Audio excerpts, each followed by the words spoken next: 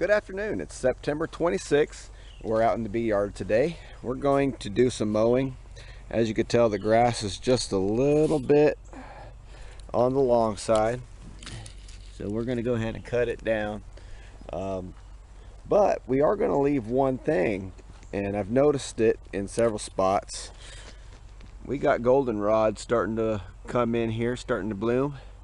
And that is a very good fall resource for the bees. So I'm excited to see that. But we're going to go ahead and make this this long grass look a lot better. And most of the foragers are out. So actually I would really have no problem mowing the grass without the suit. But I just decided that being that it is fall, I'm going to go ahead and wear it just for safety precaution. There's no point in getting stung if you don't have to, and they could get agitated. So with that, I'm going to go ahead and finish suiting up here and flip my hood over, fire up the old lawnmower, and get making long grass short.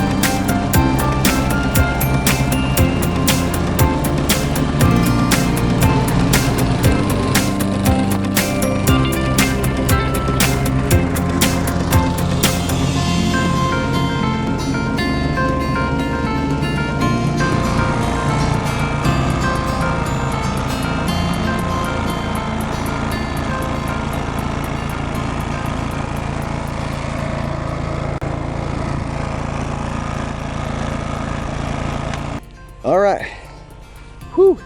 We just got done mowing the grass. I got everything cut at a really nice height. Everything looks really good. It's really important to keep the grass pretty well groomed around your hive area. This helps keep everything under control. Beetles, other insects, and other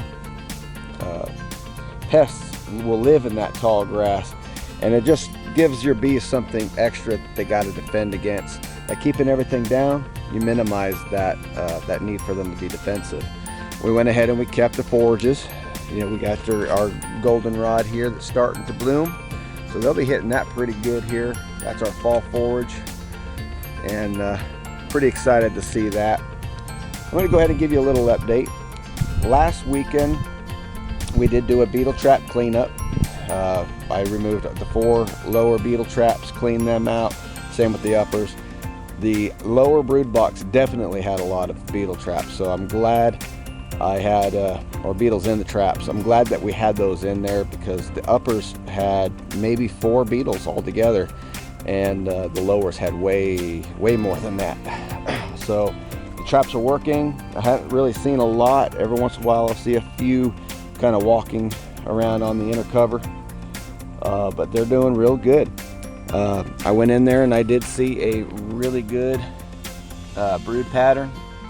Saw a really good brood pattern about 3 to 4 frames in on the lower brood box. So those are bees of winter physiology.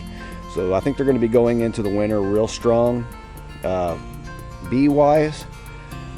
Unfortunately, they didn't have as much honey and pollen stores as I would have liked to see, or any bee bread. I would have liked to see a lot more, so I'm going to have the feed throughout the winter. Unfortunately, that's what happened. I think we hit the dearth pretty hard before I even realized it, and they got into their stores before I could start feeding. And anyways, they were going to do it anyways because they're building bees of winter physiology, so they needed that protein from those resources. But all in all, I think they're going to do good. They still have some pretty good stores. We just got to catch them, or just check on them and make sure, and all that good stuff. Let's see how they're doing.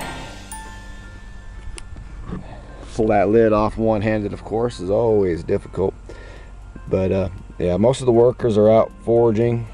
There was a lot more bees on here earlier this morning. And this morning the temperature was 50 degrees. Well, actually it was a little over, about 56 degrees. A little chilly. So we're definitely getting into the colder months.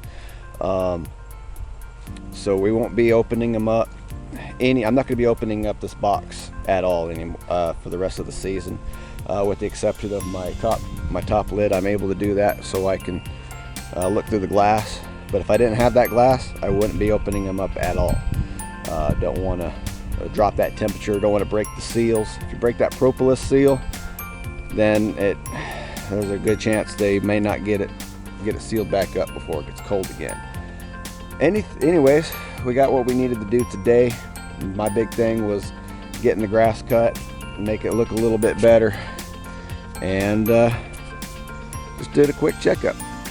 I wanted to do that little video just to kind of show. A lot of people ask, how do I mow around my bees? My bees were actually calm enough today. I didn't need the jacket. I could have mowed right by them today, no veil, no jacket, and don't have to worry about it. I don't like to gamble with my face or with any part of me. I don't like getting stung if I don't help it. I know it's part of the deal, but you know what? If I can protect myself, and why put myself up for the punishment? So anyways, hopefully this video helped you out. If you have any questions, as you can tell, I mowed right up to the side of them, and so on and so forth. This was just because I didn't want to chance it. We are in a dearth, so they are a little more aggressive, but my bees today were very calm, so that's another good sign. Anyways, I hope you all enjoyed the video, and take care till next time.